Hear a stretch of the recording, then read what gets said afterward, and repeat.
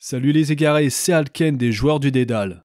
Au mois de janvier, Avalon Hill donnait plus d'infos sur sa prochaine extension, Rise of the Dread Moon, en dévoilant la carte d'un futur personnage jouable, le Chevalier.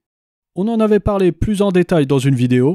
On est de retour avec plus d'infos, car cette nuit, un salarié d'Avalon Hill a posté de nouveaux messages sur le Discord officiel. On regarde ça ensemble. C'est parti! Ils ont publié l'illustration de la future boîte en meilleure qualité.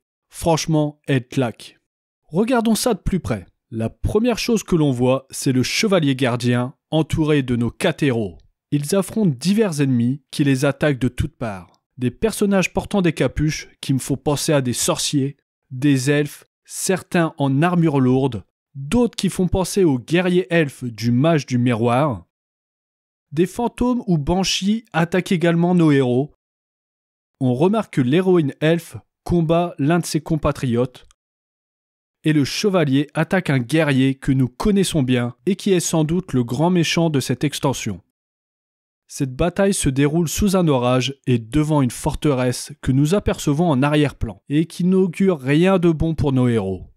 Le schéma de couleur de cette illustration fait grandement penser au dos des cartes Sort de la Terreur. Le second document révélé cette nuit est accompagné d'un message. Il porte plusieurs noms, mais en Europe, on l'appelle traître. Je vous laisse réfléchir et on en parle après avoir regardé les dessins.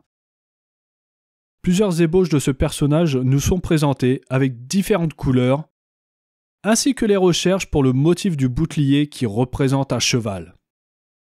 Si on ouvre l'image dans notre navigateur internet, on peut voir que le nom du document est celui du personnage, qui n'est d'autre que Sir Ragnar. Je pense que ce nom vous est familier car nous l'avons déjà croisé dans le jeu de base. Enfin, voici le troisième document qu'a publié Avalon Hill. C'est un texte que nous avons déjà vu dans l'extension Le Roublard héritier d'Eletorn. Le groupe du Voile du Corbeau contacte l'héritier de la reine Terelia en lui demandant de rentrer au plus tôt dans son royaume car sa jeune sœur Milandriel a été kidnappée par sa tante. Je pense que cette fois-ci, le groupe du Voile du Corbeau fait appel à nos héros pour vaincre Sir Ragnar dans cette extension.